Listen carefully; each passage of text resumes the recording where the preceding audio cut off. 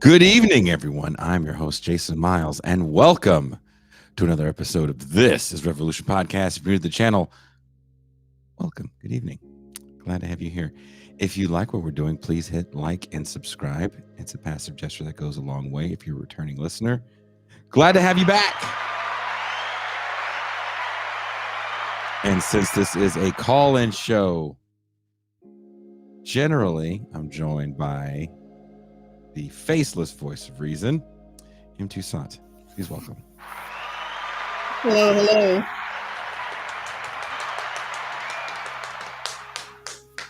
Good to see you, Jason.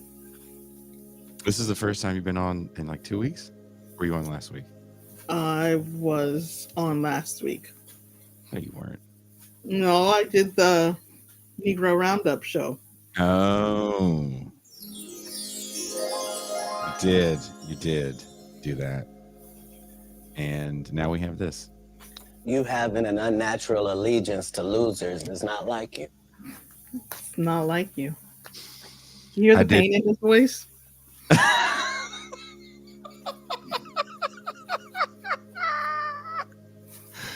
Even making that sound drop, making all those sound drops, because I did the sound drops that you allowed me to make. Good. I did put effing with me on the Champagne Room sound bank, so it's not on this main show sound bank. Okay. The Boosie one is on this sound bank. Oh boy. That was hard to edit because he just said so many wonderful things in that 11 seconds of yelling. That's Boosie for you. Oof. Oof, oof, oof. The phone lines are open. Area code 510-319-1899. Again, that is area code 510. That is the East Bay area where I'm from. 319-1899. You know when we started doing this, Tucson? I used to use my actual phone. Yes. Were you on the show when we were doing that? My phone think would ring all night. I think I was. Oh, that was not a smart move. What do you think people are going to call in to yell about? Keith Lee.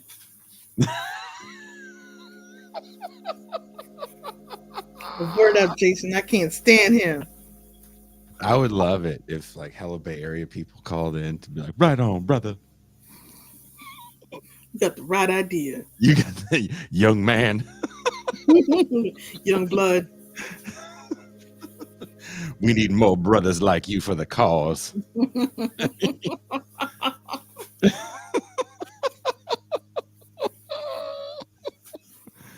Someone says they're triangulating Jason's location right now. I'm super easy to find, kind of. But I don't know if you want to come out here, dude. It's not a good look. Keith Murphy Lee. Keith Murphy Lee should be his name. I don't know if you saw it, but Most Def responded to the criticism that he said about Drake, and he apologized, and he's trying to squash the beef. I believe that's because he saw the show. He saw the show and had to look at himself. He stared into the abyss, and that shit just stared right back. And he did an insane mea culpa on the Drake thing. Did you see it? I just saw a headline that said, I don't hate anybody. Yeah. I didn't realize he apologized. Dude, the backpedaling was next level. Why? Why do you think that happened? I think he saw the episode and was like, man, these niggas is just too accurate. Maybe Questlove is a coon. I need to stop saying that because at some point Questlove is going to see this show, and then I'm going to run into him somewhere, and it's going to be really uncomfortable. Mm-hmm. Or not. I mean, I ran into Killer Mike. Those people don't really care. He cares about Jared. I think if Killer Mike ran into Jared Ball, they would fight. Yeah. I think Killer Mike would call Jared Ball a lot of unsavory names. Unsavory. That we will not say on the main show. And I think Jared Ball would return those insults with even more unsavory insults. Maybe fisticuffs would ensue. Would that be the first Professor Rapper beef? It would be. And again, I think Jared is the winner no matter what, because you made a pretty successful rapper / entrepreneur mention you. He's going to get a Grammy. Killer Mike's going to get a Grammy. Everybody says so because he's nominated. And it's like, why would you bother to nominate him if he's not going to win? Just so smart money is on him to win. Did you see Taylor Hearn is watching the show and says, is it cold? Because she's never seen me with this shirt. It's not a button. We're about to have a storm in a couple days, so I am preparing. But no, it was quite gorgeous today. But shout out to Nuclear Waste in Tijuana for hooking up the Christian Death shirt. Fucking where can you get a Christian Death shirt? Just walk in the store and they hook you up with a Christian Death shirt. Only Theater of Pain. Really good record from them, in my opinion. I saw on Twitter a bunch of people are making fun of the right for an insane conspiracy theory that some right-wing shows are trying to start. Have you seen this? They are saying the NFL is rigged, and Taylor Swift, the singer Taylor Swift, speaking of Taylor Hearn, you had no idea you were going to get called out tonight. Taylor Swift is a Joe Biden plant. Her job is to promote Biden while she hogs all the media coverage. If you don't know, those watching the show and my trusty co-host who is not a football fan at all, Taylor Swift is the girlfriend of Super Bowl participant Kansas City Chiefs tight end, Pro Bowl tight end, Travis Kelce. Tight end. Yeah. Everybody knows they're dating, though, even people who are not football fans. Okay, well, you could be one of those people that do that thing where you don't know what sports are and you act like, what's a football? What's a Super Bowl? That's like, the really? one where you throw hoopies. It's the same thing where people act like they don't know who the Kardashians are. Like, I don't know who the Kardashians are. Like, that's not true. Like, you know who they are. You may not watch the show. You may not know their favorite color, what hair color they have at the moment. But if one bit you in the ass, you know a Kardashian bit you in the ass. Who bit you in the ass? Like, come on. That's what they do. Yeah, little ass biters. Like I told you when I was at GABA, one of them, I can't remember which one. Now, I may not know all the names, but I know a Kardashian, right? It wasn't Kim, and it wasn't the big one. It was Is Courtney. that Chloe? Courtney is the little one? Mm-hmm. Okay, so it's Courtney. And she was trying to be like incognito, but it's like, dude, you're fucking Kardashian. You're 3 apples high. We know you're Kardashian. You know what I mean? Yeah. So that's the theory. People are clowning the right for such an audacious plan by the Democratic Party. I actually have the clip right here of the gentleman. This guy. I don't know who this guy is. Do you know who this guy is, Toussaint? Mm-mm. Never seen him before. The Denny show? Benny, I think. Benny, Denny? Denny. Here, let's make it big. Nah, that's what she said. There we go. And the way you would do that is by taking the most brain dead, low information voters. Of course, I'm talking about Swifties, Taylor Swift fans, who sort of worship this artist, kind of like at random, right? Like just out of the blue, suddenly Taylor Swift's the most famous person on earth. Now she's at every NFL game. Is that really out of the blue? It's really, really not. I mean, I feel like Taylor Swift's been one of the most famous people on earth, probably for the last 10 years. Yeah. At least. When did 1989 come out, that album, originally? Taylor Oh. Hearn. When did 1989 come out originally? Taylor Hearn knows. Taylor Hearn was there. Taylor Swift has been in the music business since she was a kid, and it's not like she's that old now. But to act as if just yesterday you never heard of her, you're being one of those people that don't know what a Kardashian is. Like, don't be that guy. You know what I mean, dude? Too late. You're being that guy. He's wearing a tight black shirt. I have tight black shirts. That's fucked up. But you're not pretending not to know who Taylor Swift is.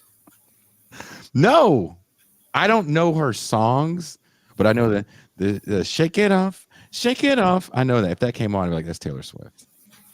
If you play a deep cut, I don't know that shit. You know what I mean? I only like one Taylor Swift song. Is it the Shake It Off one?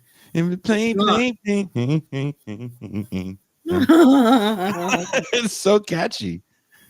Like, a catchy song is a catchy song. Like, look at this guy. He's just, you remember the Joy, Todd McGowan? Joy. The joy of being a hater. Look at this guy. With her boyfriend, who's backed by Bud Light and Pfizer. He's just backed by the NFL, dude. Quit acting like he's Pfizer. I mean, he's doing an ad campaign for flu shots, but this dude is acting as if, you know, it's some final solution shit with Travis Kelce.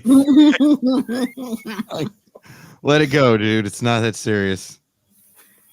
I don't know anyone in the world that was sitting at home going, ooh, flu season's coming. And then the Travis Kelce commercial comes on. They go, you know, if Travis Kelce's getting a flu shot,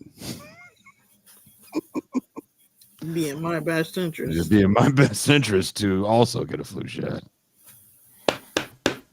Travis Kelce is this guy who also kind of out of the blue became this big time celebrity, really. Not really. I mean, he's a football player that's been playing at the top of his game for the last 6 years. Let's say 6 years. I don't think he was a first round draft pick coming out of Cincinnati. He might have been. I don't think so. But he is probably one of the best tight ends in the game right now. And considering that he came in after a Hall of Fame tight end in Tony Gonzalez, excuse me, Travis Kelce is probably going to break all of Tony Gonzalez's records. Really rich, really powerful. Why? I mean, he's just a football player, dude. Quit acting like he's a Bezos. Fuck. Jesus Christ. He's a tight end. He's like a glorified lineman. He's one of those guys that if a black player had money, he'd talk about how black players lose it real quick. But Travis Kelce is the richest man in the world. He's not even the richest man on his fucking team. What is that flag in the background? Looks like the original American flag with 13 colonies. Why would he have that? It's back when America was great, when it had slaves. Slaves. America. Is he from one of the colonies? This guy has this face. Because I nut quick. No, God. Doesn't make any sense. Tight ends aren't famous people in football. That is not true. That is the most not true thing you've ever said, sir. In this, how many minutes are we in this? Like a minute? 43 seconds into this weird rant. We just watched and have talked about, and the internet is still ablaze over the Cat Williams interview on Club Shay Shay. Shannon Sharp, Hall of Fame tight end. The tight end position has really been revolutionized over the last 20 years in the game. 25. Let's not go all the way back to the Niners because they were still blocking and you had two tight end sets. But just for shits and giggles, let's say 25 years of tight end position has been a pretty glorified position. And a lot of guys in that position have gone on to have FaceTime careers outside of football. So you're crazy, dude. You're just making this up. Football? What are you talking about? What world are we living in? I guess the world of the 13 colonies, because the tight end, again, is kind of a glamour position. Sure seems planned. The biggest stars in the NFL right now probably are tight ends. Right? The San Francisco 49ers and the Kansas City Chiefs have two big-time tight ends. Tight end. That do tons of advertisements that are outside of just football ads. Sure seems like something that is like concocted in order to accelerate the fame of these two people. Get them. Like, why do they need to accelerate it? It's just one of those things that happens. Famous people get together. So are you saying that Joe DiMaggio and Marilyn Monroe was all a Democratic plot to what?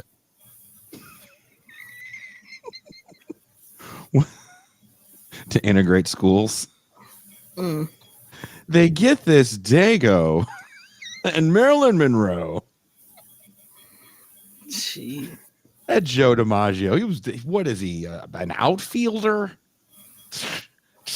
Come on. Them to the Super Bowl, the largest screens on earth. Get maybe like a proposal after they get his mic. This is what I think is going to happen. There's going to be like some type of proposal after the Super Bowl is rigged for the Chiefs, and then the two of these people reach like crazy levels of absolute fame, and then they take all that fame that has been given to them by the rotted corporate press, media, entertainment industry. That he got such an erection when he said that's why he's making this face. Because I nut quick. He felt so smart saying that. explicitly backs Democrats, and then they use that in order to try and save Joe Biden. They take all that and then they pour it in, and you'll see in October the release of like what'll look like a hostage video or a Visiting Angels ad, right? Visiting Angels, and I'll have Joe Biden sitting there all like twisted up, like in a wheelchair, like an eggplant, and he's glazed over skin like a Krispy Kreme donut, drooling out of the side of his mouth. And Taylor Swift and Mr. Bud Light Pfizer will come in and pat Grandpa on the shoulder and tell all of their brain-dead fans to go vote for him. Taylor Swift, of course, also a psyop for the NFL wives out there. And the way you do that is by taking...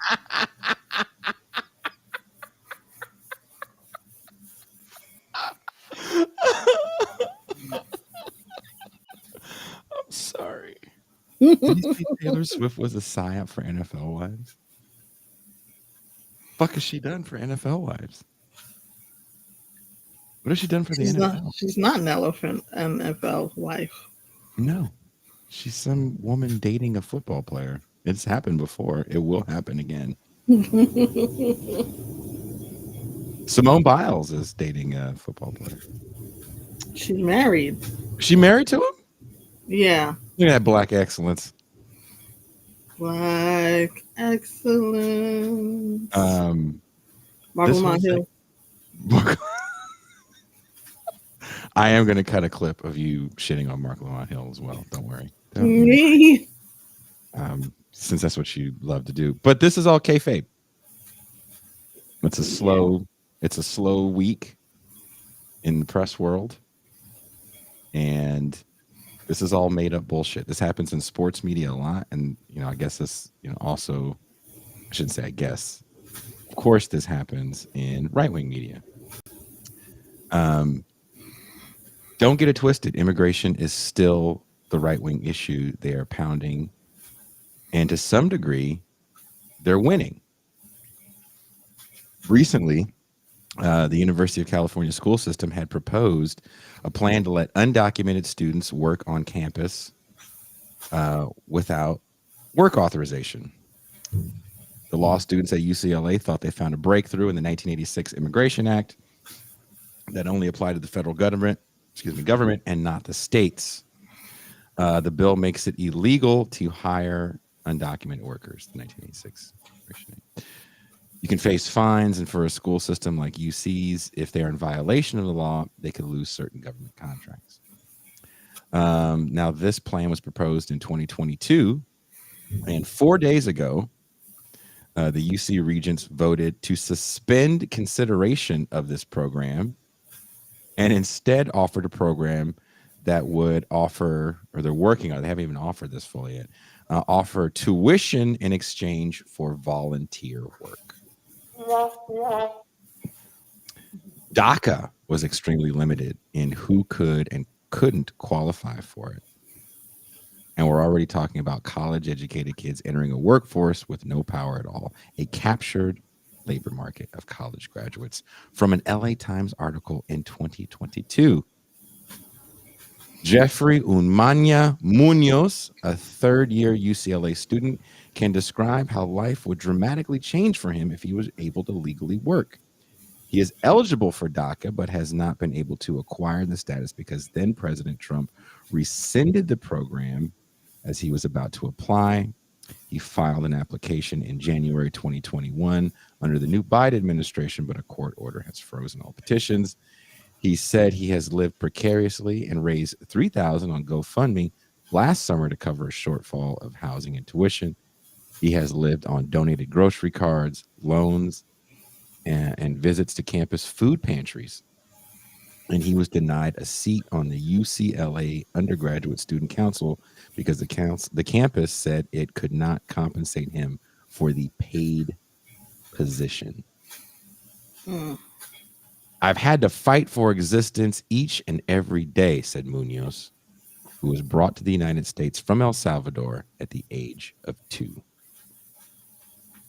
The Taylor Swift secret agent talk is just some slow news week bullshit that people throw out to get clicks.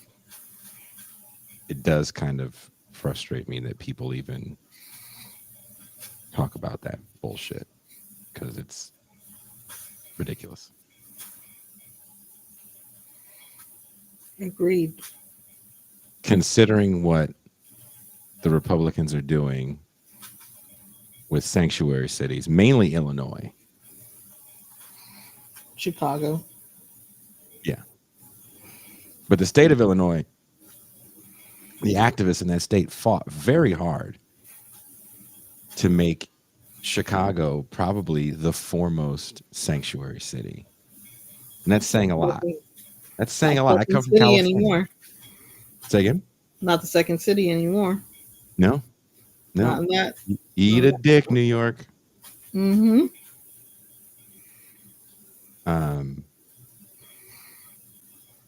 And dropping off 30,000 human beings in a city that can't handle the people that live there already has just made a mess of everything.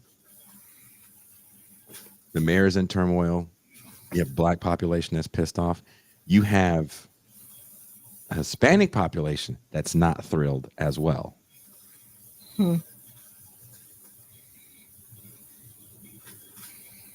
Don't fall for the bait of this kind of bullshit and believe these are the conversations that people are having in right-wing circles. It is not. These aren't the conversations that you hear on mainstream right-wing radio at all.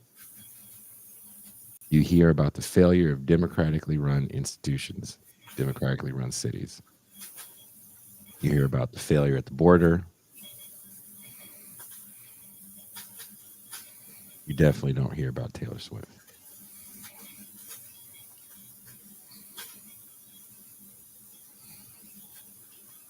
David Epps says the left is going to win on the immigration question. Nobody blames open borders for this, though, Jay. You're crazy out of your mind.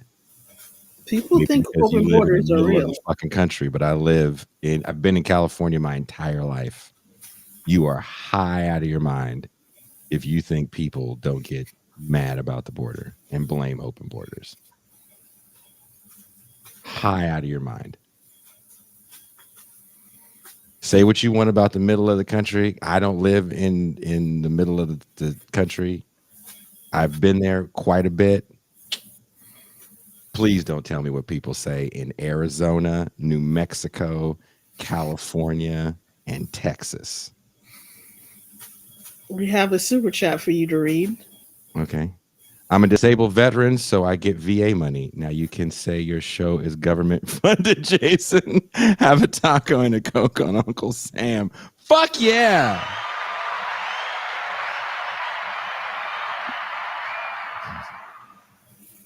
Chicago is in the middle of the country, and you must be ignoring what people in Chicago are saying, especially black people. Let's call some up. Wish there was a way we could just call random black people. Or they could call in. Yeah. You know who I talked to as a black person in Chicago? Cedric Johnson. Said the same thing I'm saying right now.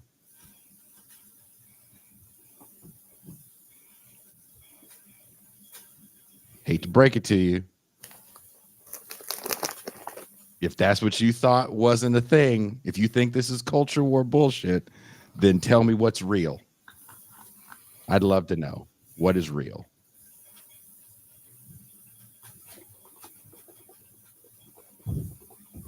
What say you, M. Tucson?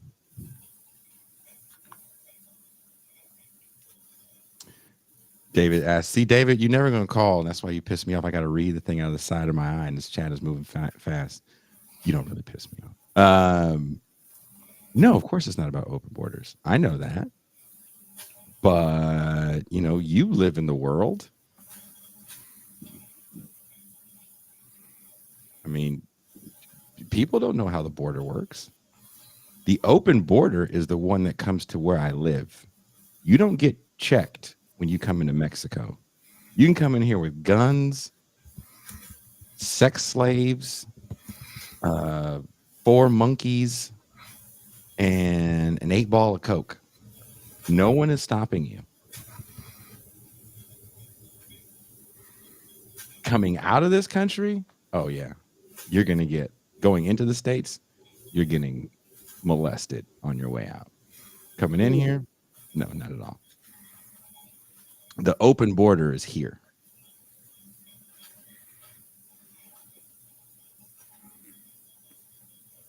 Try to explain that to people. They look at you like, what? Yeah, this is where the open border is, and I'm nuts. What do you think happens to people that try to cross? Do you know how murderous the people on patrol the border are? Yep. Murderous. Do you know how many people die? Do you know how strategic those walls are? They never needed to go across the entire landmass. A lot of it is just unfucking inhabitable. Those walls were strategically placed where people were trying to cross, and a lot of them die. There's parts of Texas where the what do you call it? Not the military. National Guard. National Guard goes and picks up the bodies. Thank you. Mm-hmm. My friend that was a National Guard person, they would tell me, it's like, God, it's disgusting. The borders are not open.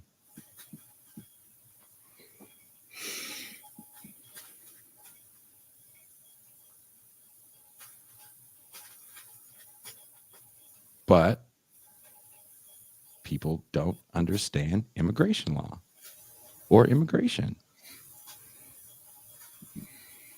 If you feel your area is overburdened, then of course you're going to see immigrants as a blight on your city. It's not right. It's not accurate. But depending on what you're reading, liberal press doesn't make it better. No. Liberal press is all about moralizing. A good person would allow this thing to happen. And right-wing press is centered in the idea of common sense, right? Both of them are full of shit in this, especially in this regard when it comes to immigration. DACA was extremely limiting on who could get it. It was kind of a best of the best program as it was. 800,000 people. What'd you say? 4 people got DACA. 800,000, 2.5 million got deported. Damn. That was just Obama. He's the worst. And I live in a place where I meet people that didn't get DACA, couldn't get it, got deported for, little bullshit. You're talking about people that spent their whole lives in the United States. They didn't have a choice in coming. That was the whole thing about DACA. These kids didn't have a choice. Tons of people didn't have a choice, but you had a cutoff at who had a choice and who didn't fucking have a choice.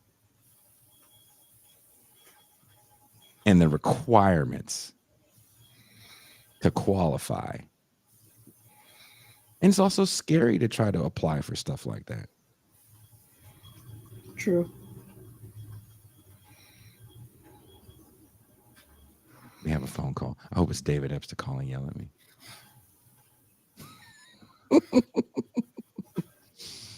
I pushed him through. Do your thing, Tucson.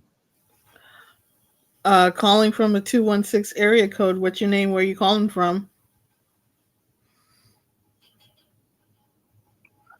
Hey, yo, this is Dr. Claw calling from Cleveland, Ohio. What's up, Claw? There's a lot of things going on in the world right now that are kind of disappointing. Sports. Well, my Cavaliers, they're doing great. They're doing great. Cavaliers are doing absolutely awesome right now. Had a great month and a half or so of basketball. It's doomsday. So that's the one thing that's keeping me afloat in that area. But, there was something I saw that was very interesting on Twitter today. Somebody had retweeted a video of an 8th grader who is 6'8" and playing basketball. Jesus. But the quote tweet said, "You won't believe what song it was." And I clicked on the video, and they actually had Miss Chalet's "Something in My Heart" as the music to this basketball video. Weird. So then I went and Googled, I would look it up on my phone and listen to the song a couple of times. And then I just decided to Google Miss Chalet. And I found out something very interesting about Miss Chalet. Miss Chalet's birth name is Miss Chalet Denise Toussaint. So Wow. Miss Chalet is technically in Toussaint. Yes. Wow. Claw broke the code. All right, Tucson, talking your Miss Chalet voice. Oh God. Everybody remembers her voice. Your nicety voice. Oh. No BS. I actually ran into somebody that has that voice in real life, and I would hear, she worked in the cafeteria my job. I used to hear her talking down the hall, and I just had this grin on my face because I knew people have said that to her. You sound just like Miss Chalet. And I was like, oh man, I don't even want to. Were you doing the snake when you were here? Like, some people say I'm nice, some people say I'm nasty. That's what I would have done. Also, on the music topic, you guys don't have to give me a free version, but I'd gladly pay for it.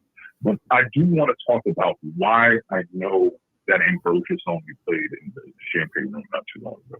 Okay. And that's because in my I would say had to be late teens, early 20s. That was hooligan in college. I used to play a lot of yacht rock, and I got that album, Life Beyond LA by Ambrosia, and that song was on it, and I played it over and over and over and over. That and Apothecary. I used to play that song over and over and over and over. So when I hear the first few bars of that song, I immediately know what it is. I should have picked a deeper cut. I should have picked a deeper cut out of the yacht rock playlist. Yeah, the yacht rock yacht rock stuff, like I said, like I know I got some answers to the Black Yacht Rock question, like what artists comprise it.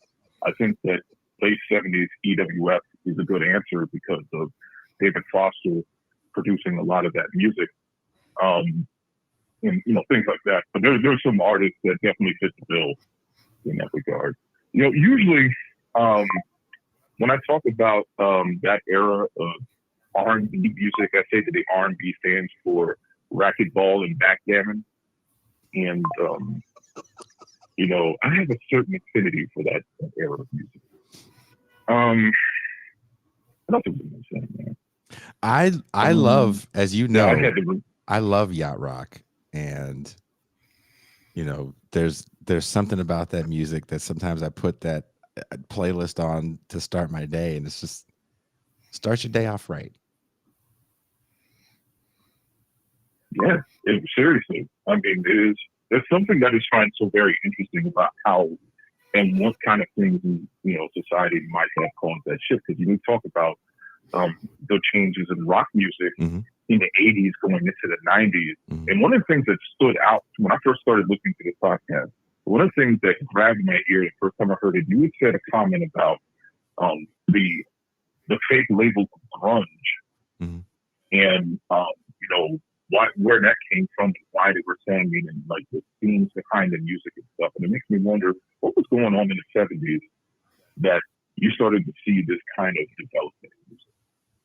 I can't remember if you started playing like Kenny Loggins music in one of the rooms, and it was particularly when he first went solo, and his albums were produced by Bob James, like as in the "Take Me to the Mardi Gras," dun, dun, dun, dun, dun, dun, that Bob James, Nautilus, dun, dun, dun, dun, dun, Bob James, and I'm like, Bob James, and I love that. I love those albums. Keep the Fire is one of my favorite albums, like of any genre, any artist. 1979. I think music. Yeah, Michael McDonald and Michael Jackson. I think popular music kind of goes with the flow of the mood of the country to a certain degree, especially in the post-World War II era. And if you think about kind of how strong the middle class was in the 70s, cocaine was a popular drug, and it still is. And that music kind of reflects a certain middle class malaise, in my opinion, and that's why it goes away oh so swiftly at the end of that decade as well. Oh yeah, absolutely. You know what else has been strange? No less than 3 times in the last 24 hours of just me hopping around the internet that I've seen the topic of that book Settlers come up. Oh Jesus! In similar context, like in one context, it was about how whatever was said in that book leads to the politics of something like Black Hammer, or how on the other side of the coin, there were some people who were kind of skeptical about, like, the idea of, proletarian like politics and stuff like that, or at least to a degree of, they thought that there was a certain kind of, I don't want to use the word very much, but a certain kind of apathy, I guess you could say, or, just acceptance of a certain way that, like the kind of thing. It's just funny because it came up like 3 times, even in the chat tonight. I was like, man, what's going on with this book? Is there some kind of like, book tour or something that this book is continually coming back up? Or it's an election year, man. It's just weird how they, like, it's an election year, and in an election year, I think people really lean on their, let me go read all my leftist literature, and that was kind of one of those books. What year was that? 2020, Tucson, or 2019 when that book hit? Oh, I don't know. Yeah, man. I try not to remember that it's 2024 and have all this peanut butter and jelly stuff going on this year. It's just like I'm trying to keep it, as smooth as possible. As we go through all this stuff, it's just kind of, trying to make sense just how things are going nowadays and just trying to find an interesting topic. Oh, let me, before I get off this call, I have to tell you, Saturday show with Kim and Steve. You guys were cooking when Kim started. When you guys started talking, when you started talking about the like the children's safety panic, I'll just put it that way, in the 80s. And Kim was really cooking with what she said about how all, like, especially in politics, they use this as a crutch to back their crappy politics. You all were cooking because, you know, my thought about that has been 100% what she said, you know, in there. Like the this society, particularly the United States, and probably elsewhere, but particularly here, you hear all this protect the children, like, you know, the last, like, you know, local election cycles, because it was the reproductive rights thing was on the ballot in Ohio, and I kept seeing all these bullshit lawn signs about, oh, protect the children, you know, save the children. And I'm thinking, you know, this country ain't nothing but that one Michael Jordan meme with that monochrome picture of him that says F them kids. Because when you think about how, especially in the last 4 years since the pandemic opened, it's been nothing but the Michael Jordan F them kids over and over and over. And then when you think even further about it, I saw something about Florida banning like teenagers from using social media, and people are like, oh yeah, they don't need to be on social media. Okay, but it's not on social media. Where are they going to go? They're taking away all the public gathering areas. They don't have malls anymore. And even if they had malls, they probably have covenants on those malls. They don't want all these kids hanging around and loitering here.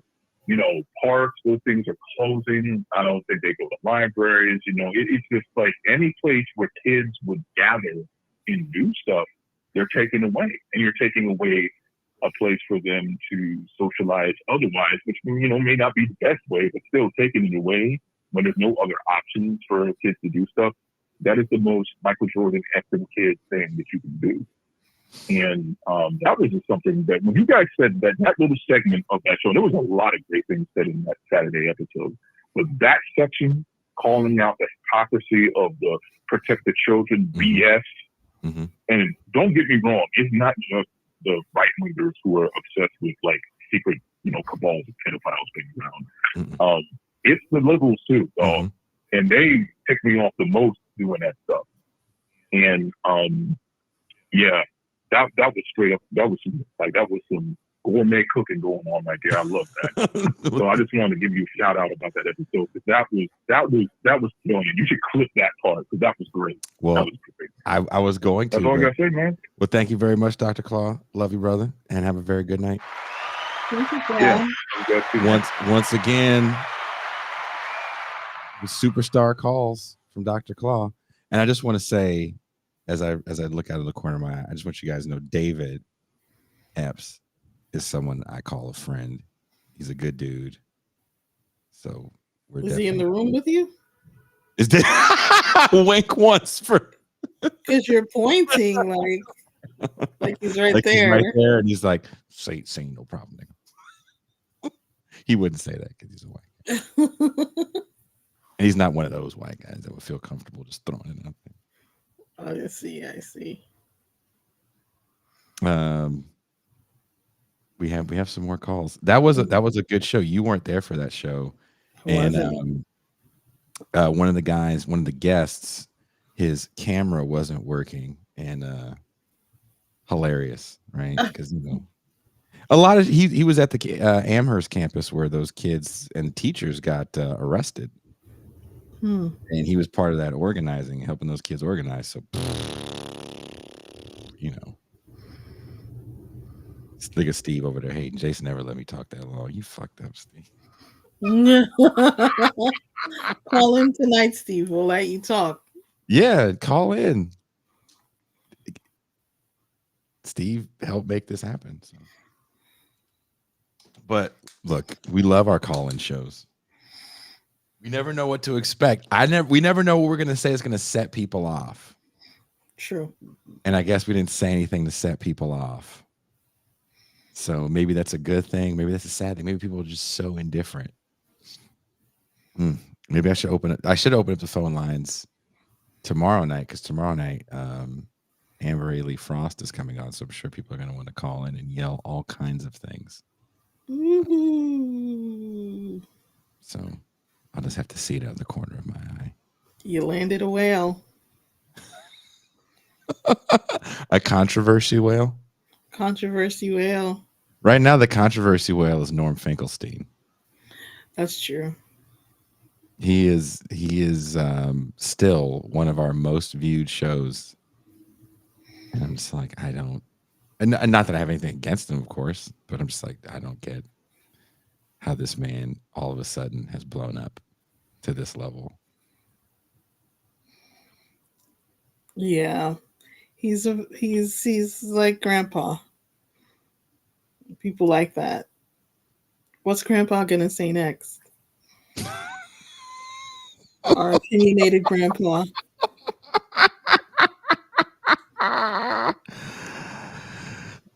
Calling from the 414 area code. Caller, what is your name and where are you calling from?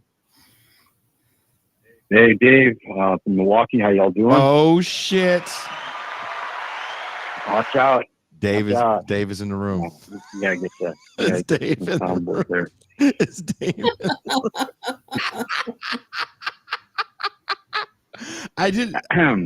Dave, do we not talk off air a lot? Yeah.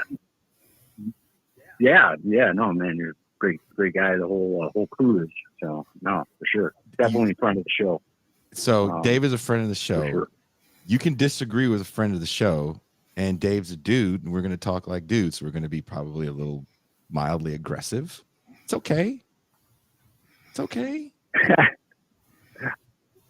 don't think I have good manners on the internet. I think that's the problem.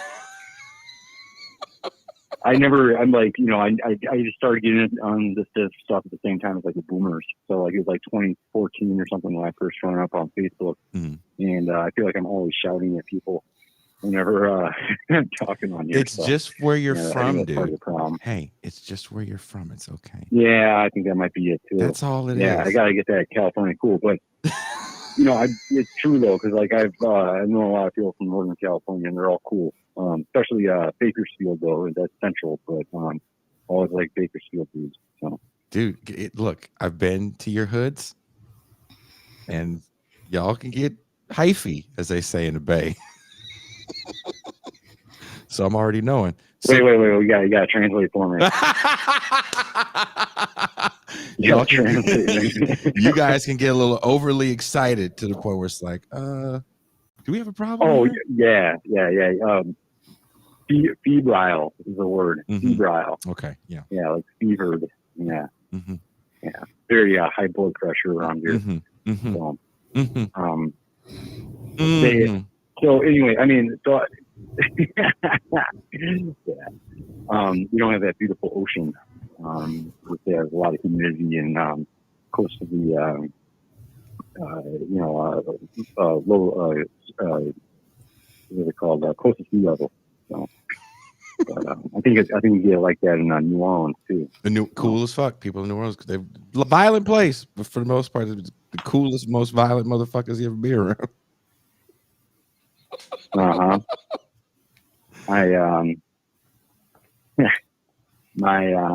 But anyway, speaking of violence, right? The crazy thing about the border is, and I think the big reason why we don't really get any kind of sort of either ignored or it's like hysteria from the liberal media I'm talking about here, like MSNBC, CNN, New York Times, Washington Post, this kind of thing, is the fact that that's national security infrastructure, right? Mm-hmm. So there's really very little pushback against continuing to pour resources into that and, continuing to pour resources in the Department of Homeland Security. And as the GOP regularly says, every state is a border state. Which is also true. So what you're getting is really a massive buildup since the Patriot Act, really, of all this infrastructure across the country. And the wild thing is you get all this buildup, right, of like ICE and this kind of thing, but you have very little investment into the courts. So, basically the courts that are, deciding immigration cases and immigration agents and this kind of thing, they are totally swamped with paperwork, and you have massive processing time. So basically, nobody's getting through, right? Mm-hmm. So that's kind of what's creating a big backlog here. And I do not have anything nice to say about the Democrats, right? I thought it was interesting to see the way that they were playing this recently with basically blowing some of that legislation, bipartisan legislation on this, and then the Republicans have been attacking any caucus members that tried to work with the Biden administration on this.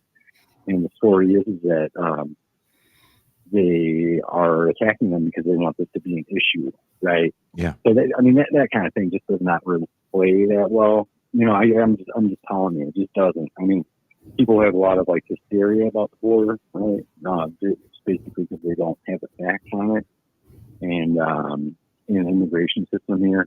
But when the facts come to light, people are going to be irritated that the GOP refused to push through legislation on this. This happens all the time. It's been happening since 2006. But how do the facts come to light when, again, I think the bus and dump strategy that those governors did, DeSantis and Abbott, has had disastrous effects on Chicago. Yeah, it's a crisis, right? Yeah. But the interesting thing is when that kind of happens, it kind of forces people to ask themselves why is this happening, and then kind of forces that issue forward, right? It's a really fucked up issue, right? And it's fucking up our country, right? Especially on the southern border, people are dying. It can't be ignored, right? Which is what a lot of liberals want to do. So I think that when the Republicans kind of push that issue, I think at the end of the day, it kind of forces liberals to take it seriously instead of just doing this just swinging far right and just saying we're going to close the border, build that wall, this kind of stuff. Because that's not serious. Nobody wants to do that. And no, it doesn't make sense, right? Logistically, you don't need it, right? Because there's just so much of that land that just nobody's going to go through all that desert. There's a lot of desert you got to get through. It's not like there's gas stations on the way. You're talking about unpaved roads. Right. That is a hell of a trek if you're trying to make it that way. The way people get in is either planes, overstaying a visa, or you get smuggled in through trucks, right? And they have some fear-mongering messages. Again, I don't know how much right-wing radio or TV you listen to, and the fear-mongering messages now. A lot. I listen to every morning. Okay, so it is. It's beyond now just the brown people from Mexico and even Central and South America countries. Now it's there's Chinese people and maybe even terrorists from Afghanistan. I'm like, damn, you guys just bringing up all the hits on this bullshit. And there's been a fair amount of even liberal movies made about trafficking. Because again, I think the Democratic issue is all about moralizing everything. Sure. It's just about at least when they don't actually want to deal with something. Yeah. Right. Yeah. And DACA, again, it's look at DACA, oh, look at this wonderful thing that we did for these well-deserving people. And it's always about that whoever comes here the right way. And a few years ago, we had Chomsky's daughter. No fault of their own. Yeah. None of these kids are coming here. My good friends that I see all the time, they're like family now that I'm down here, can never go see their family unless their family comes to visit them. That means they can't go to funerals. They can't go to weddings. Yeah, fucked up, man. They can't go to birthdays. It may seem trivial to some people, But think about how important a bond is for you and your family.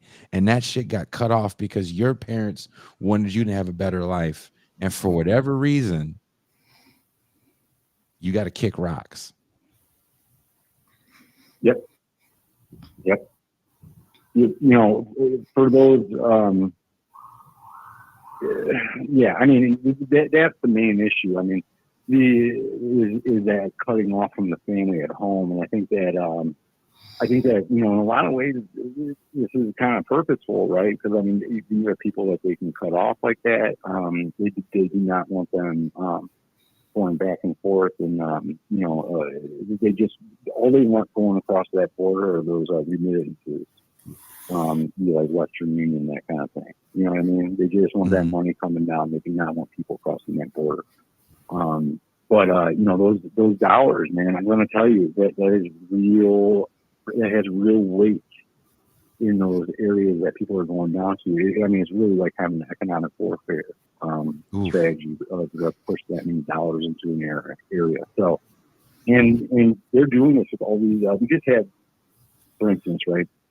We just had, I think maybe 150 new H1, it's not H1B visas, but you know what I mean? Basically, like employer dependent,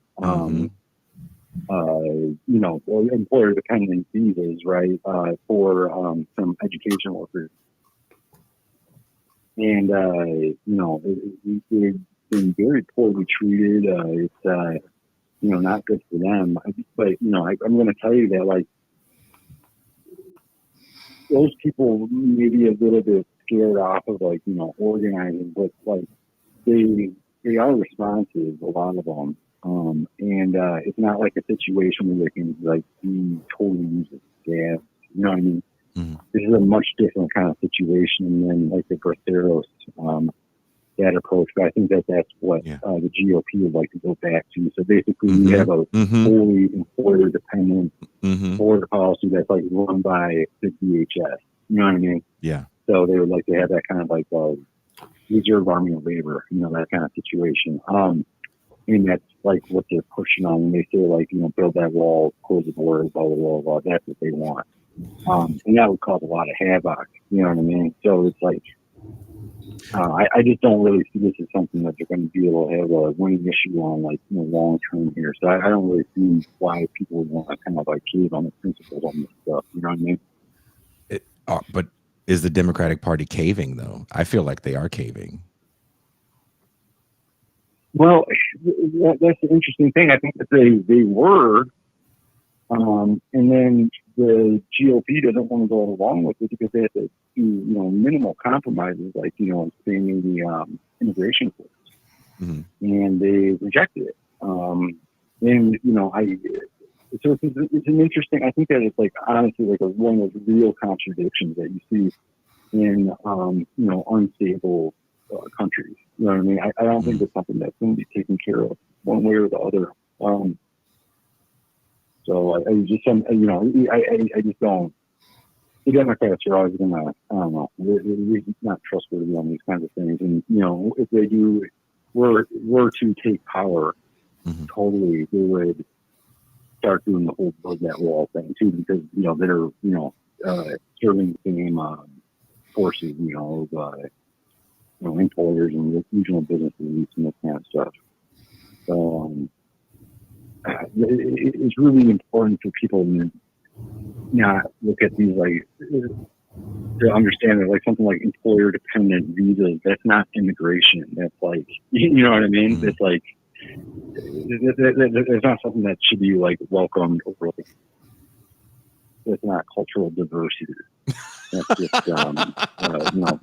No, it's a way to break labor. Real, I've always looked at immigration as a labor issue, and it never gets talked about as a labor issue. It gets talked about as a moralizing issue, much like abortion is talked about as consumer choice or as religious freedom, and it's never looked at as women's health or family planning. Those two things, you know. Well, you know, I mean, just honestly, like, you know, safe pregnancies, right? You know, the only way they can have safe pregnancies is by having safe abortions. You know what I mean? So. with family planning records. Insane. Yeah, I mean, I think it's kind of up to us. I mean, cause, like, honestly, like when I talk about these things, and maybe we'll sit down with people, I think that kind of come to an agreement on stuff and kind of drop some of this hysteria. Yeah, I mean, I do agree. Like, I work in a majority black, workplace. And there's a lot of pork chop, kind of, a lot of that kind of chauvinism. Yeah. When it comes to immigrants. So, yeah. It's in the Midwest. Like Haitian people, like they for real, man. It's like, it's not good right now. It's that again. I had a long talk with Cedric Johnson. We talked for a couple hours a few weeks ago about Chicago and what he was seeing, and we both kind of hung up the phone with that head shake where you're like, this ain't gonna play out well. This ain't gonna end well for a lot of people. There's literal people that are being pawns in this, and it's disgusting. Yeah, it's fucked up, man. Yeah, it's pardon my language, but it's awful to see people use like that. I mean, it's but you gotta just make that clear to people, and as long as these people are thought of as people, it makes it very difficult for the right to kind of run with their we'll say the right in the national security state, because that's really the people that are really pushing this, and that's the reason why the right is so keen on it too. And various regional business elites that just want free labor. Yeah, I mean that's what it's all about. They're all been pushing for a long time. But I am gonna say that, like, I don't know. I guess people are antagonistic to this. I was a little surprised by that, but these days, Cincinnati, especially in the Midwest, we've had a lot of people coming up here because of the amount of people forced off of their agricultural land in Mexico and Central America. So they come up here to work, and they become integrated in the community here. Like, they improve things like people tend to do, right? They are not, they have improved things. I see a lot of hope here because of the immigrants that are coming here. And, for instance, like, some of the Palestinian immigrants that are here too, and, good people, and there's been a real renewal in the way that people approach politics because of that too. And that's been a story for America, but it's been the case for past 180 years or so. So, but it's just something just to be understand these people as people first, right? And yes. We can't allow ourselves to be divided like that. So, well, David, thank you very much for your phone call, brother. Yeah, man. Hey, I appreciate the work, man. I'm looking forward to hearing this Amber Frost interview. I think she had the right approach on that jerk ass West stuff. So, it was kind of an odd approach, but I think we could lose some of the respectability. Maybe benefit us all, I think. We appreciate your time, man. And thanks, MT Son. Yeah. All right. You're very welcome. Yeah. Peace. Another great TIR phone call. We have a few more phone calls, and do. we got to take them all. We got to take all the phone calls because we're going to give you guys. We're going to go over. We're going to give some free champagne to get you a little ready for the champagne room. Toussaint has been doing something. I think her New Year's resolution was a lot of "fuck you, Jason." What? I'm supposed to bombard you with clips. Right. You've been bombarding me with clips. I have been.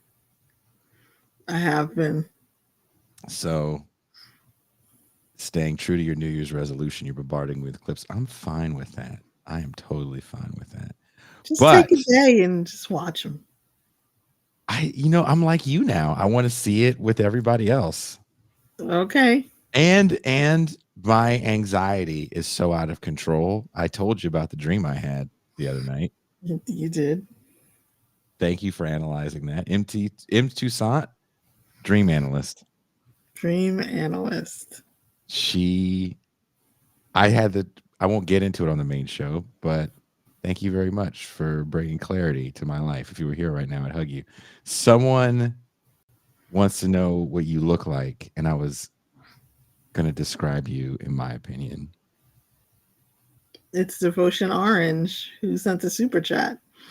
Has Toussaint ever showed her face on the channel? I love y'all. No. Thank you for the super chat. Thank you very much for the super chat. No. And as of today, she will not. That's my daughter loves your posters. Oh, awesome. These are posters from my real life. And one of these posters, one of the guys commenting on the show right now, Pascual Romero, made a show happen when we first met him. Back to my conversation of when you meet good people, hang on to those people extremely, extremely tight. Pascual said, if you come back here, I will get you a much better show. We played in front of him and like 3 of his friends. And the only reason why he was there, the bartender called him to come down there. Like, there's this band here from the Bay Area. You got to check him out. He was living in Santa Fe at the time, Santa Fe, New Mexico. Definitely have some interesting stories about all these. Tell your daughter to call up one day if she wants to hear some fun music stories. It looks like Keith Lee is on the phone.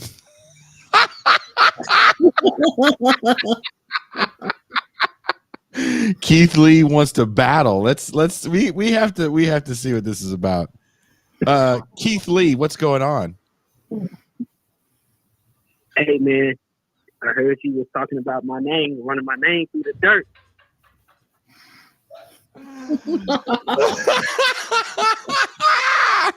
Yes, Keith Lee. This Eve, man, this Eve, and so obviously y'all know where I'm from. What's up? How y'all doing, Jason? You got the red beanie, blue jean jacket combo on. You know that always fit for you. That's a good fit for you. MT, MT, your outfit look good as usual. You know, thank you. But I didn't get to watch the Keith Lee one live, so I saw that clip that Jason posted, and I mean, Jason just basically called the dude retarded in the nicest way possible, and I was like, damn, this is kind of like, a sick burn, you know. And but I watched the Keith. I sent Jason the Keith Lee, clip from the news. And I was like, I know Jason from the Bay Area. I live in California, obviously.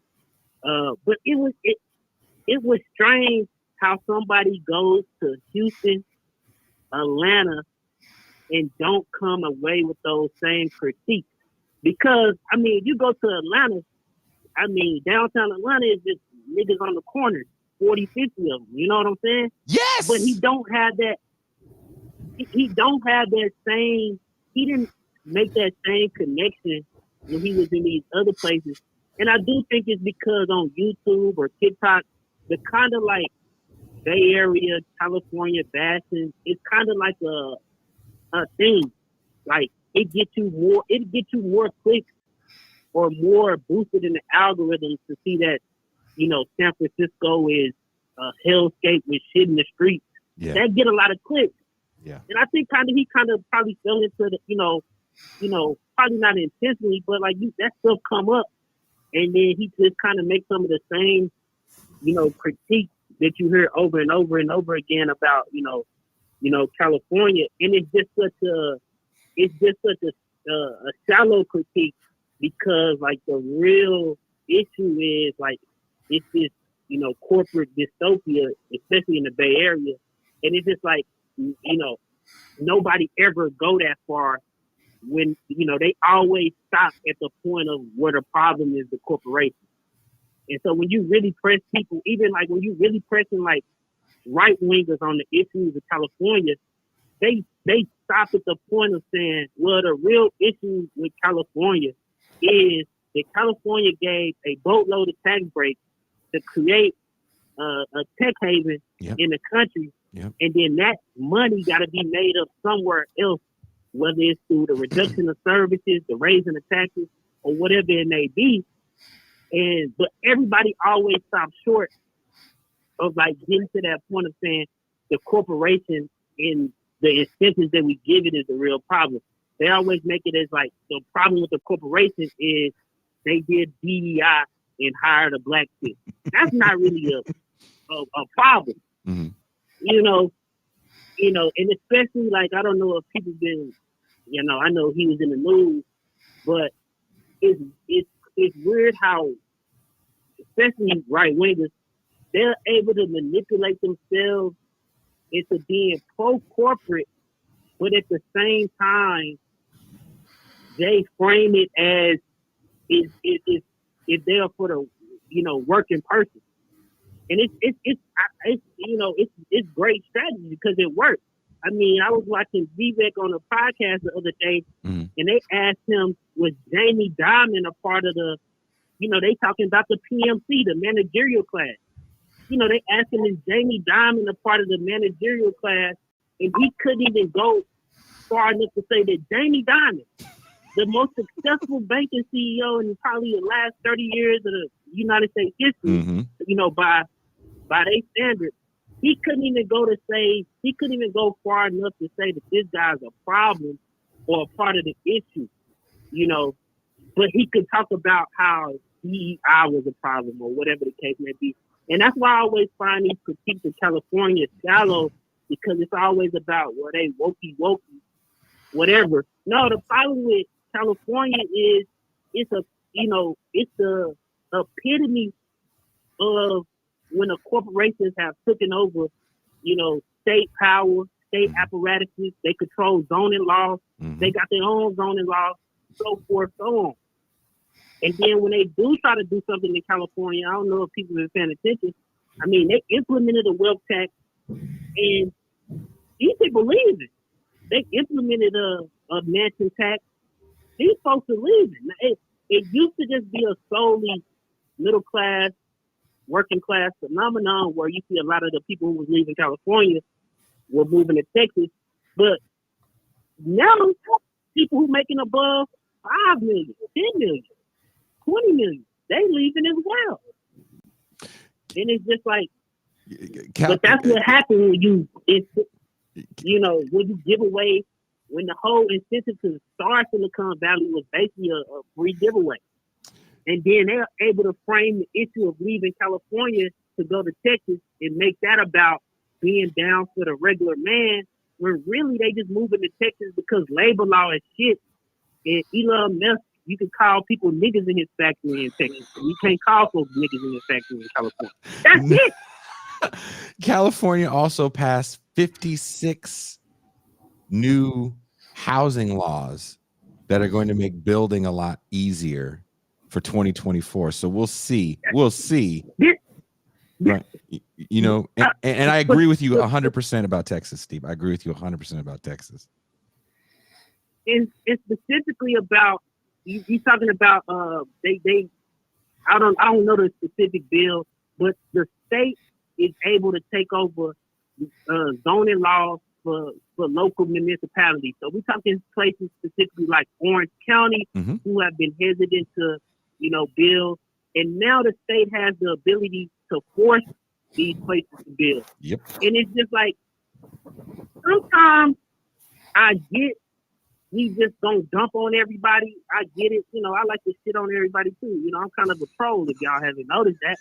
But sometimes when you get a win, we can't be so concerned about where the win is from or whatever the case may be, because the reality of it is, in the current set of conditions, the people who got the power is people we probably necessarily don't agree with on everything.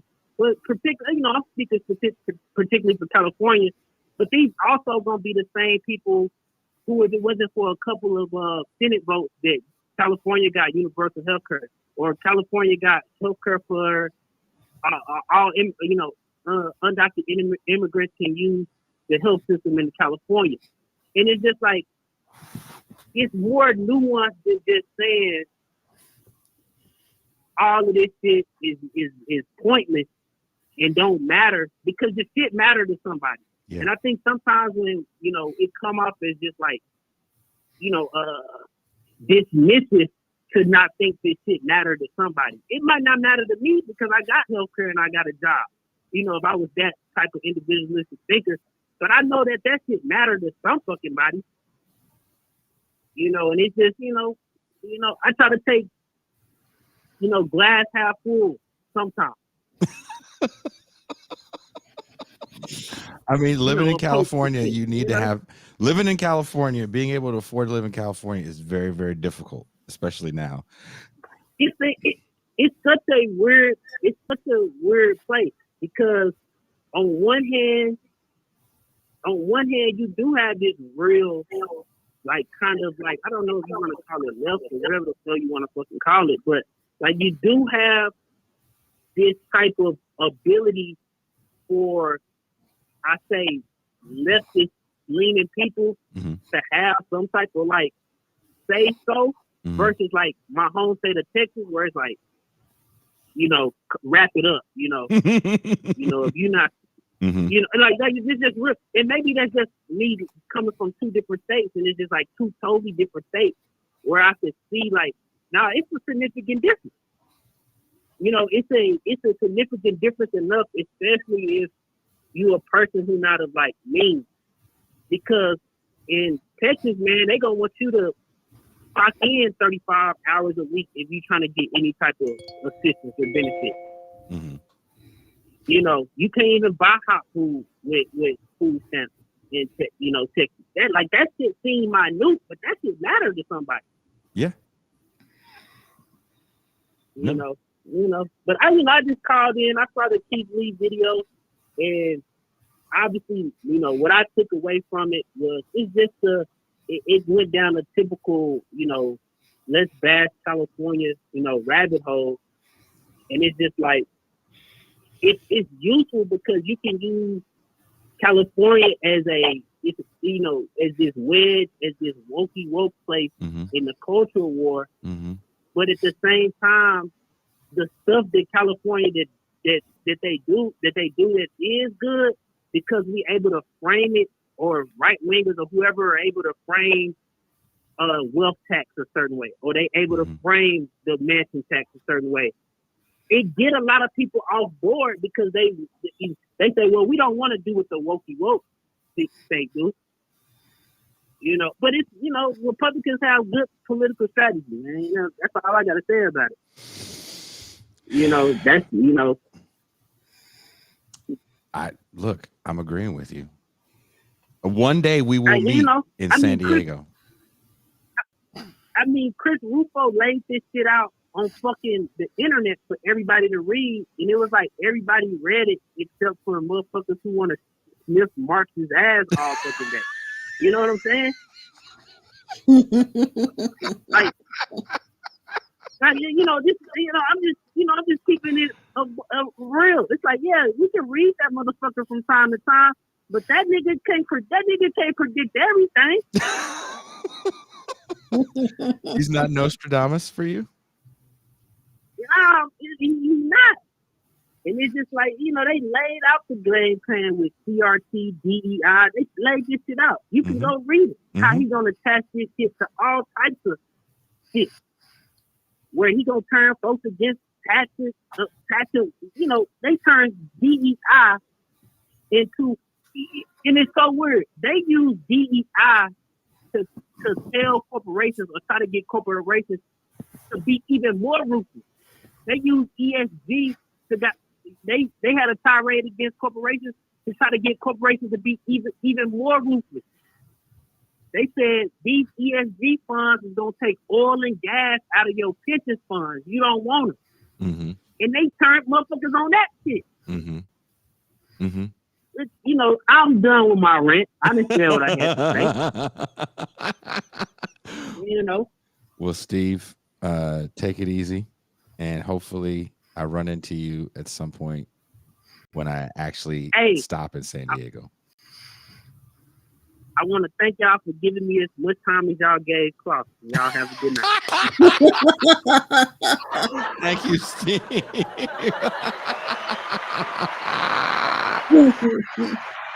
We had one last call and we missed that call. And sadly, we don't have the I don't see the number up anymore. If I would have saw the number, I would have called you. So whoever called and hung up, I apologize greatly. Send me a personal message, and whatever next show, Saturday show. Oh no, Saturday is a pre-record. Next Tuesday, you call in. I promise.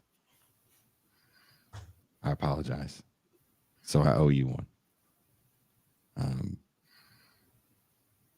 I didn't get to it soon enough either. Do you own a pair of roller skates? Oh my God, if she did.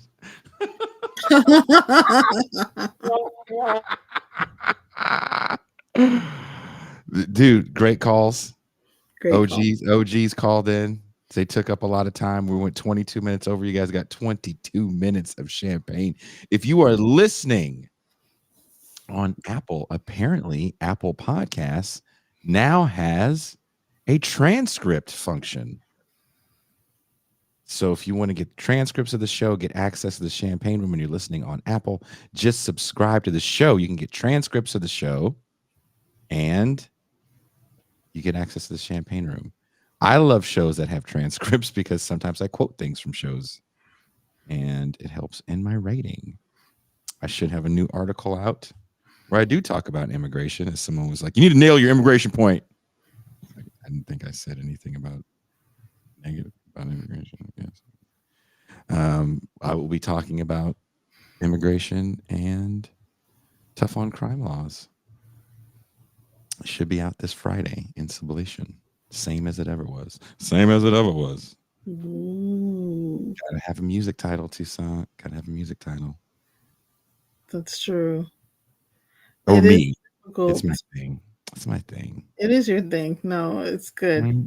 Right. Keep it Good to real. be consistent. You gotta do the thing. So if anything ever happens to me and I become like a guy that does a thing, and I can start talking like Dan Larson was on some CNN documentary. I was like, ooh. Ooh, you made it. I was talking to Dan about that. Ooh. You must have a light-skinned wife. Oh, ugly face, light skinned wife. Okay. That don't do interviews. What does Toussaint look like? She is. Can I give you her height, or is that too much? I mean, I guess. I think she's 5'3". Not 5'3". Are you shorter than 5'3"? You're not 5'10". Your mom's not 5'10", but she's 6'4". She's got hairy feet. So fucking take that. My mom is Meg the Stallion. Cat's out of the bag. Yep. Toussaint has a baby face and the most infectious smile you'll ever see. Oh. True story. Tiny hands. I do actually have tiny. You shake her hands. You're like, oh, where'd you get these baby hands?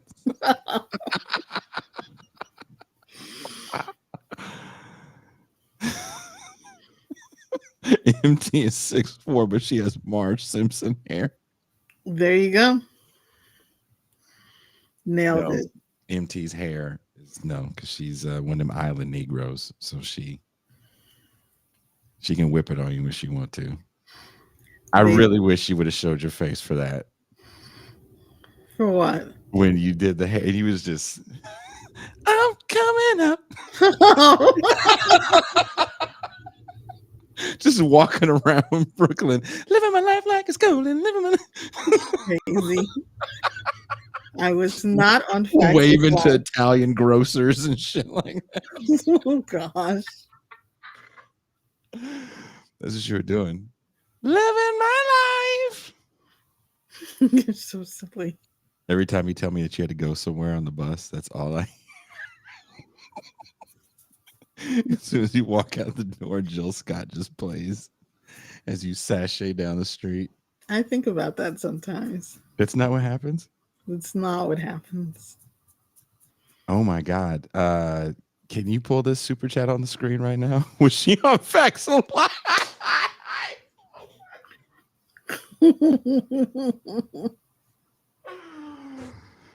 Apparently, my description of you is a description of Kim Fields. Tootie. Creflo $50 has a super chat. You want to put that on the screen? These are deep cuts, and this is why I'm here to do this show, for these deep cuts. Mm-hmm. I battle through the depression to get on air to read this. Jason, have you seen the episode of 90210 with the young Vivica A. Fox and Richard Roundtree as a rich dad? Funny episode and a lot of leftist themes in the early seasons of that show. I would have to rewatch it. I'd have to rewatch it with my kid. My kid had watched the new version that came out. My daughter. I say my kid, my daughter. I have a few kids. Should be. And She's also not a kid. She's a fucking kid, dude. I get it. She's a grown woman. 26? She's almost 30. Almost 30. I get it. She's an adult. But I vaguely remember Vivica Fox and Richard Roundtree. Was it Richard Roundtree or was it Superfly? It probably was Richard Roundtree. I don't remember exactly, but I vaguely remember Vivica Fox on 90210. Because there was like 2 episodes where black people were on there. Because there was a moment where a black basketball player couldn't read or something, right?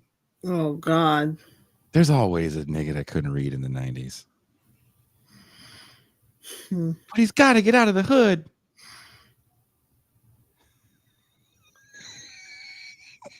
A basketball player. Remember, he looked like he was like 45 years old. Like, this nigga looked like he retired from the league in 78. What is he doing playing high school basketball? Wow.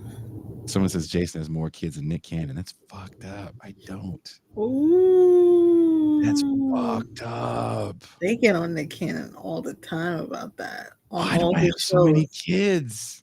I'm out here trying to date grown-ass women. So I don't have any more. Can these hoes be loyal or are they forever not loyal? I need this paradox answer.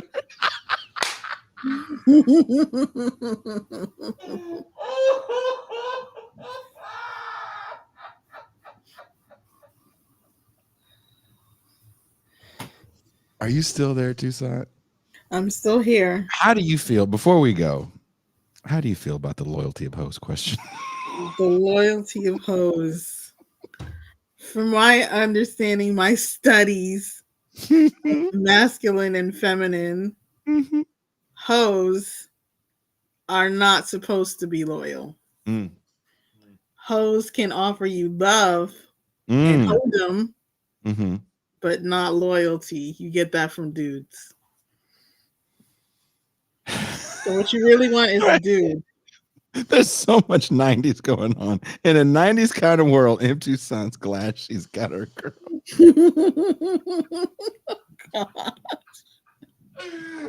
Like all this shit. If you guys ever got a chance to meet, I almost said your name. If you got a chance to meet MT, you just complimented me the other day. Like, you've never said it. I was like, and I almost was like, whoa.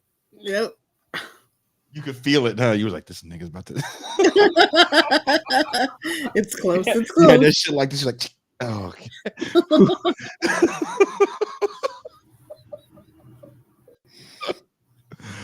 Oh shit. Hanging out with MT Toussaint is a good time. Good times. Hanging out with the TIR crew is a good time. I'm looking forward to David Griscom's wedding. Hopefully we can get the same kind of hate that Crystal and Kyle got for their wedding. Ooh. I doubt it. I don't think any of us are going to be big enough celebrities to get this level of hate. That sucks. I know. How dare you go to a wedding? How dare you go to a wedding? This the day of my daughter's wedding.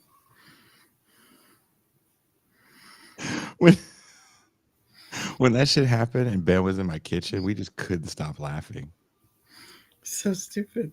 because they were like, everybody in this picture is a millionaire. I was like, really? Ben makes his own bagels. Yeah, I was gonna say Ben makes us.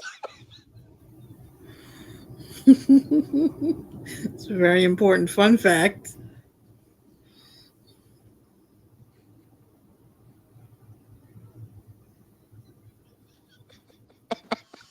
Artisanal bagels. I'll bet. Hilarious. Fucking hilarious. Coach Lick says bagels are kind of fun to make. He has fun making. He makes his own tortillas as well. Refuses to use a tortilla press. Ooh. Yeah.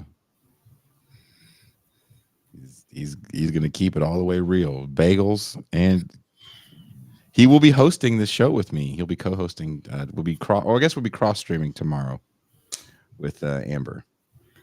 Oh, nice. So she gets to get doubled up on. Didn't mean for that to. Cause I nut quick. So Yeah. Maybe don't. Maybe don't do that.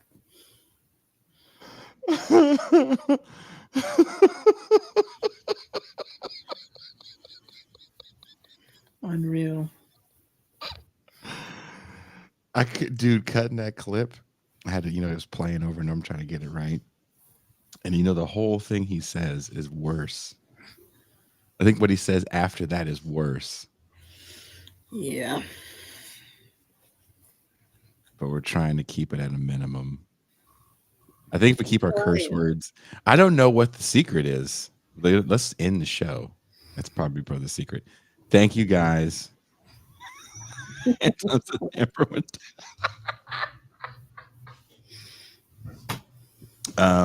Thank you guys so much for hanging out with us. We are going into the champagne room. Do you want to play the Ben Shapiro rap in the champagne room? Somebody sent it to me. We can play it. They were very upset about it, and I can address why they shouldn't be in the champagne room. Like why you should not be upset at all. Thank you guys so much for checking the show out, for watching and sharing. If you haven't done it already, like the show. Definitely hit subscribe. A lot of the comments, people aren't subscribers. You can't call me a fucktard if you don't subscribe. Subscribe, then call me a fucktard. There we go. Right? Order of operations. That's how it works. Subscribe, call me a fucktard. It's all good.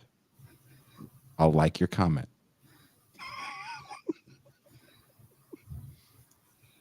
But if you're not subscribing and you're calling me all kinds of names and my mother, we just can't respond to that. It doesn't make sense for us to. But if you have the means and you feel so inclined and want to make sure we stay on the air, as it is a constant struggle every month, become a patron for as little as $3 a month or $30 for the year. You can ensure that MT has a new perm. No perm. Silk press. All right, let's get out of here. And we're going to go right into the champagne room. We are out.